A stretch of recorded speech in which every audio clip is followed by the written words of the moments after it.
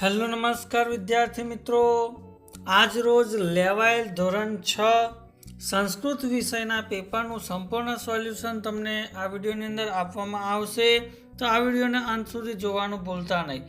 Channel ઉપર જો પ્રથમ વખત આવેલા હો તો ચેનલને સબસ્ક્રાઈબ કરી દેજો અને આ વિડીયોને તમારા અન્ય મિત્રો સુધી શેર કરી દેજો.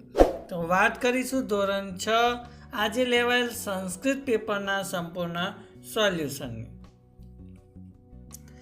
તો પ્રશ્ન 1 કે નીચે આપેલા ફકરાનું ગુજરાતીમાં ભાષાંતર કરો. તો અહીંયા આપણને એક ફકરો આપવામાં આવેલો છે, તેનું આપણે ગુજરાતીની અંદર ભાષાંતર કરવાનું છે. તો જોઈએ તો રાજીવ કહે છે કે જો અનિલ, આ મારી શાળા છે, મારી શાળા સુંદર છે. ત્યારે અનિલ કહે છે સાચું છે, શાળા તો વિશાળ પણ છે. રાજીવ કહે છે કે હું દરરોજ શાળાએ જાઉં છું.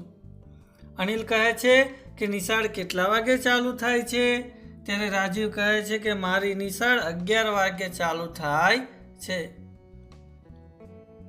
ત્યારબાદ બીજો ગદ્યખંડ આપેલો છે, એનું અનુવાદ જોઈએ તો ધારા કહે છે કે વિનાબહેન ક્યાં છે? ત્યારે સુજલા કહે છે કે તે કાર્યાલયમાં છે. ધારા વિના પાસે જાય છે.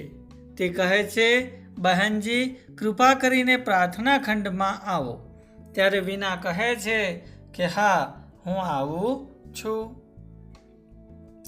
અથવાની અંદર બીજો એક ગદ્યખંડ, તેનું પણ આપણે અનુવાદ જોઈએ તો ધારાની બહેનપણી મમતા આસોપાલવ વૃક્ષના પાન લાવે છે, તેનું તોરણ ગૂંથે છે. વૈશાલી પ્રાર્થના ખંડનું સુશોભન કરે છે. ધારા સરસ્વતી માતાના ચિત્ર નજીક જાય છે. આજે ધારા 11મા વર્ષમાં પ્રવેશ કરે છે, એટલે કે 11 વર્ષની થઈ. ત્યારબાદ પ્રશ્ન 1b કે નીચે આપેલા શ્લોકોનું ગુજરાતીમાં ભાષાંતર કરો. તો અહીંયા શ્લોક આપેલો છે, એનું ગુજરાતીમાં ભાષાંતર આ પ્રમાણે થાય કે તમારા ડાબા પગને આગળ ધપાવો, તમારા ડાબા પગને પાછળ કરો, તેને ધીરે ધીરે ફેરવો, ગોળાકાર પોતે પણ ફરો. એ પ્રમાણે એનું ગુજરાતી થાય. ત્યારબાદ બીજા નંબરનો અનુવાદ જોઈએ તો તે ભક્તિ અને મુક્તિનું સાધન છે. ભારત ભક્તિ અને મુક્તિનું સ્ત્રોત બની રહે. ભારત ભારત અને ભારતને ભારત રહેવા દો. આ પ્રમાણે એનો અનુવાદ થશે. ત્યારબાદ પ્રશ્ન નંબર 2 કે પાઠને આધારે યોગ્ય શબ્દ વડે ખાલી જગ્યા પૂરો. પહેલી ખાલી જગ્યા છે કે સર્વ મિલિત્વા, ખાલી જગ્યા તો અહીંયા આવશે ગાયામહ. તો આમ દક્ષિણ પાદમ ગોલાકારમ, ખાલી જગ્યા તો અહીંયા આવશે બ્રહ્મ. ત્રીજું નાસ્તિ, ખાલી જગ્યા સમબંધુ એટલે અહીંયા ઉદ્યમ આવશે. ચોથું વિદ્યા, ખાલી જગ્યા શોભતે, તો અહીંયા આવશે વિનયેન. ખાલી જગ્યા કિમ પ્રયોજનમ, તો અહીંયા આવશે ભૂષણેહ. કો ભેદ, ખાલી જગ્યા તો અહીંયા આવશે કાક પીકયો. ત્યારબાદ 7મા નંબરની ખાલી જગ્યા કે ખાલી જગ્યા અહમ ક્રીડાંગણે ખેલામી, તો અહીંયા આવશે વિરામ સમયે. ચિત્તે વાણ્યામ ક્રિયામ ચ, ખાલી જગ્યા એક રૂપતા, તો અહીંયા આવશે સાધુનામ.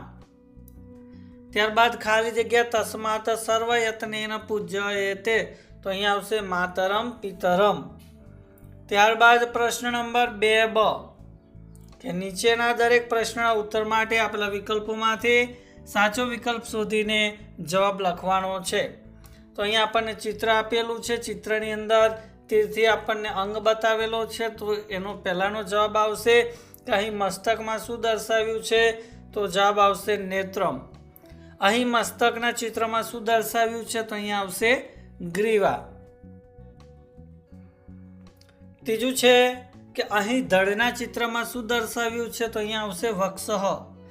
ચોથું અહીં મસ્તકમાં શું દર્શાવ્યું છે? તો અહીંયા આવશે ઓષ્ઠઃ. અહીં બે હોઠોની વચ્ચે શું દર્શાવ્યું છે? તો અહીંયા આવશે જવાબ જીહવા. ત્યારબાદ છઠ્ઠો પ્રશ્ન કે અહીં મસ્તકમાં શું દર્શાવ્યું છે? તો અહીંયા આવશે કર્ણઃ. અહીં બે હોઠોની વચ્ચે શું દર્શાવ્યું છે? તો અહીંયા દંતાહ આવશે. 8મું, અહીં પગના ચિત્રમાં શું દર્શાવ્યું છે? તો પાદહ આવશે જવાબ. એ જ પ્રમાણે પ્રશ્ન 3 ની અંદર પણ આપણે વૈકલ્પિક પ્રશ્ન આપેલા અને એમાંથી આપણે જવાબ શોધવાનો છે. તો પહેલું છે કે પ્રવીણઃ જલાશય, તો ખાલી જગ્યાની અંદર આવશે તરતી. બીજું, ભારત દેશ સેના પ્રત્યે સદા નિષ્ઠાવાળો બને તેવી કામના કરવામાં આવી છે, તો કર્મ અને ધર્મને, એ જવાબ આવશે. શંકરસ્ય કતિ નેત્રાણી સંતિ, તો જવાબ આવશે ત્રીણી. પૂજા ખાલી જગ્યા ગચ્છતિ, તો અહીંયા આવશે ચિત્રશાલામાં. 5મો પ્રશ્ન, વર્ષાકાલે હમ નૃત્યામી, તો હમ કહ, તો એ જવાબ આવશે મોર. વૃક્ષાહ ખાલી જગ્યા ઈવ, તો એ આવશે સત્પુરુષાહ.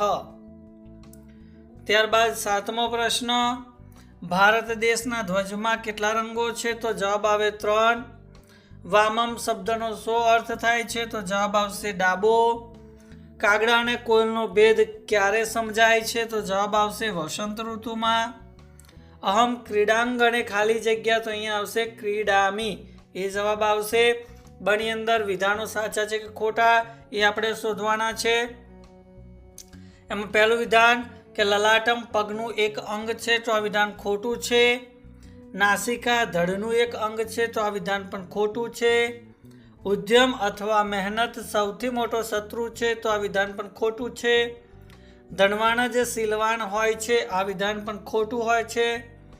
સત્પુરુષોને વૃક્ષો માટે પણ પક્ષપાત હોય છે, તો આ વિધાન ખોટું છે. અને વૃક્ષો મુસાફરોને છાંયડો આપે છે, તો આ વિધાન સાચું છે. ત્યારબાદ પ્રશ્ન 4 કે નીચેના પ્રશ્ન ગુજરાતીમાં ઉત્તર લખવાના છે. તો હું ગણવેશ પહેરું છું, હું પુસ્તકો લઈ જાઉં છું, હું નિશાળે જાઉં છું, હું કોણ છું? તો જવાબ આવશે વિદ્યાર્થી. દક્ષિણ પાદમ ગીતમાં આપણને બધાને શું કરવાનું કહ્યું છે? તો દક્ષિણ પાદમ ગીતમાં આપણને ગોળ ગોળ ઘૂમવાનું કહ્યું છે. અંતે અનિલ રાજીવની શાળા વિશે શું કહે છે? તો શાળા ખરેખર સુંદર છે એવું અનિલ કહે છે. ધારાની સખી મમતા શું લાવે છે? તો ધારાની સખી મમતા આસોપાલવ વૃક્ષના પાન લાવે છે. 5મો પ્રશ્ન, રાજીવની નિશાળમાં શું છે?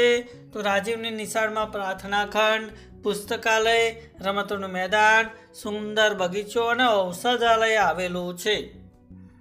ત્યારબાદ પ્રશ્ન 4બ કે નીચેના પ્રશ્નના સંસ્કૃતમાં ઉત્તર લખો. પ્રાર્થના ખંડે કિમ ભવતી? તો પ્રાર્થના ખંડે પ્રાર્થના ભવતી.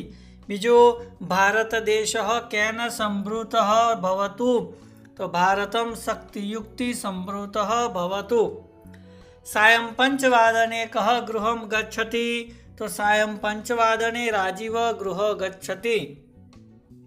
વૈશાલી કિમ કરોતિ? તો વૈશાલી પ્રાર્થના ખંડે સુશોભનમ કરોતિ. ખુશ્બુ કિમ પઠતી? તો ખુશ્બુ પુસ્તકમ પઠતી. ત્યારબાદ પ્રશ્ન 5a કે સંસ્કૃતના સમાનાર્થી સાચા શબ્દ ગોતવાના છે. તો હસ્તમ એનો સમાનાર્થી આવશે કરહ. પુષ્ઠમ પશ્ચાત, માતાનો જનની, શ્રોતમ એનું કર્ણ જવાબ આવશે. બની અંદર સંસ્કૃત શબ્દના સાચા અર્થ આપણે શોધવાના છે. તો માતુલ ગૃહમ, તો આવશે મામાનું ઘર. મમ એટલે મારું, માતુલહ એટલે મામા, અને ઉદ્યમ એટલે મહેનત થશે. ત્યારબાદ કની અંદર નીચે આપેલા શ્લોકો પૂર્ણ કરવાના છે. જેમ કે પહેલું છે કે સર્વ તીર્થમયી માતા સર્વદેવમય પિતા માતરમ પિતરમ તસ્માત સર્વયતનેન પૂજયેત.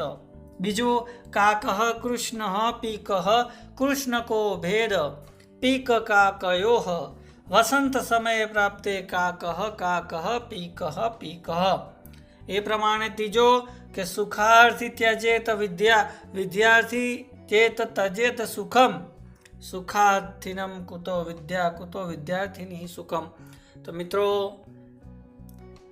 આજે લેવાયેલ ધોરણ 6 ની અંદર સંસ્કૃત પેપરના સંપૂર્ણ સોલ્યુશન આપવાનો પ્રયત્ન કર્યો છે. તો ચોક્કસથી આ વિડીયો તમને ગમ્યો હશે તો વિડીયોને લાઇક કરી દેજો, શેર કરી દેજો અને ચેનલને સબસ્ક્રાઈબ કરી દેજો. Thank you.